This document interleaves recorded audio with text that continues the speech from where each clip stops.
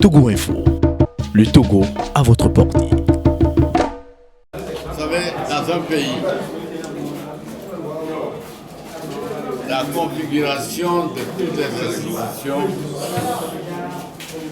pas le pays démocratique bien sûr, dans tous les pays démocratiques, la configuration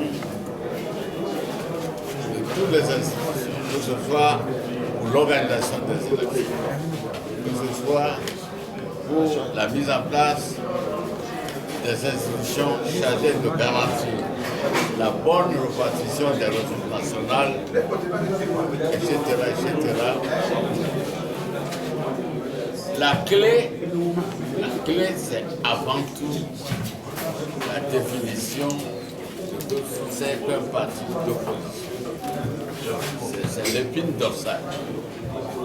Quand ce point-là est clair, accepté par tout le monde, on a des institutions suisses qui garantissent la prospérité du pays et le bonheur des citoyens.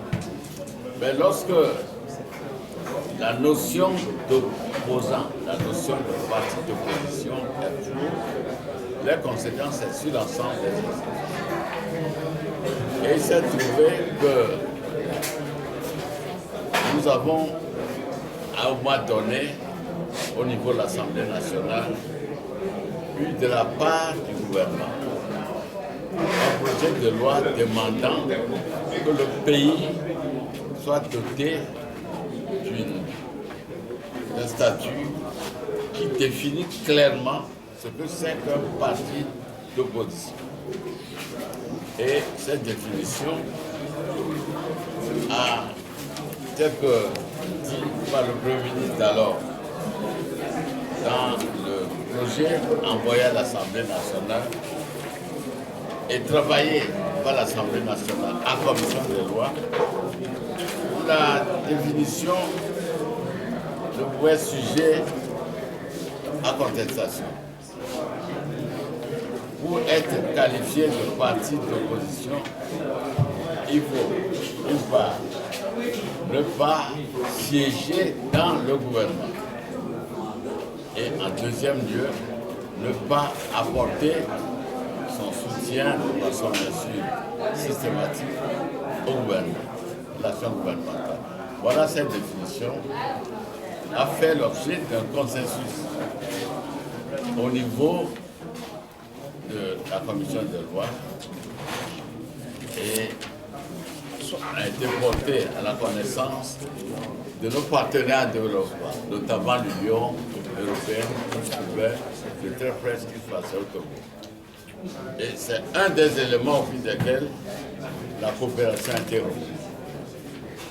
Mais quelques temps après, alors qu'on s'attendait à ce que la loi soit votée en cette plénière, le projet a été retiré. Voilà. Donc, cela a conduit à une période de désordre institutionnel au Togo. On ne sait pas qui est opposant, qui est du côté du pouvoir. Tout le monde se réclamait en fonction des intérêts. Alors que si le texte en question avait été adopté, on n'aurait pas eu une telle situation. Et nous en avons souffert à plusieurs moments, notamment lors des dernières élections locales. Nous avons constaté que d'abord, dans la CENI elle-même, sur les 17 membres, il n'y avait que 2 de l'opposition, ce qui est inadmissible. Ensuite, sur les 6000 bureaux de vote, l'opposition était représentée par les 2 tiers, parce que dans chaque bureau de vote, il y avait 6 représentants.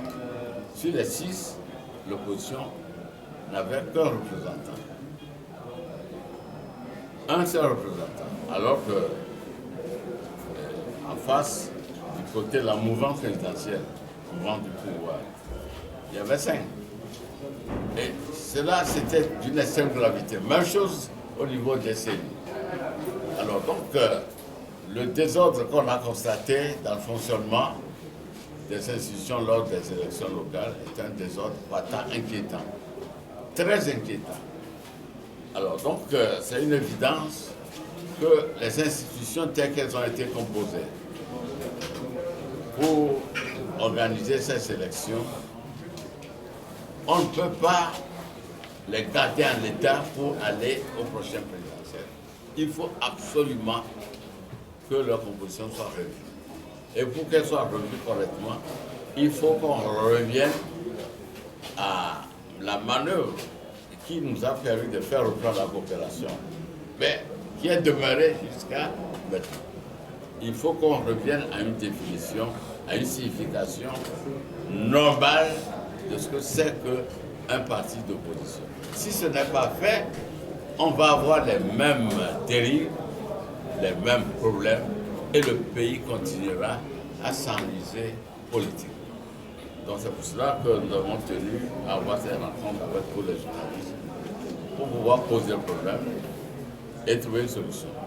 Maintenant, quant à la façon de trouver les solutions, à dessein, je considère qu'aujourd'hui la rencontre c'est en vue de jeter de la lumière sur un Togo en ignorance totale sur le caractère déséquilibré et inacceptable des institutions en charge de l'organisation des élections.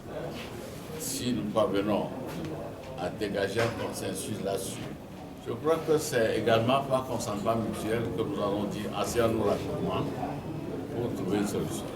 Si jamais ce n'est pas trouvé, je crois que c'est la responsabilité de l'ensemble de l'opposition et non d'un seul parti de rechercher les voies et moyens pour que l'organisation des élections au Togo repose sur des bases normales, sur des standards qui sont appliqués partout ailleurs. Nous n'avons aucune fierté à continuer à nous faire décrier au lendemain de chaque élection.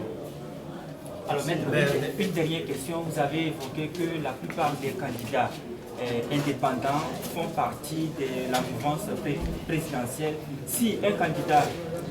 Non, je crois qu'il ne faut pas, pendant que je suis encore en vie, mentir sur mon compte. Alors, dites-nous clairement.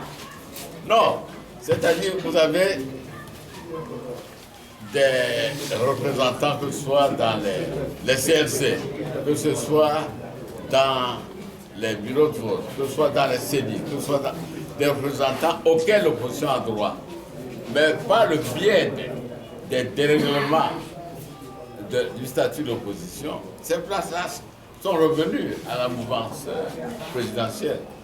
La mouvance présidentielle signifie et le parti uni, qui est le parti central, et les partis qui font le va-et-vient. C'est pour ça qu'au lieu de parler de mouvement présidentiel, je parle de mouvement de pouvoir. Donc il y a des gens qui flottent comme ça. Et alors quand le parti au pouvoir, par le jeu des statuts, a un crédit de place disponible qui revient à l'opposition, il en dispose comme il entend. Maintenant, s'il y a des indépendants qui le rassurent qu'il va voter de son côté, on lui en donne quelque chose. Et dans les bureaux de vote, dans plusieurs communes aux dernières élections, vous n'avez pas été surpris de constater que des listes indépendants avaient comme gardiens de leurs intérêts des représentants dans les CEDI, dans les bureaux de vote, etc. Merci.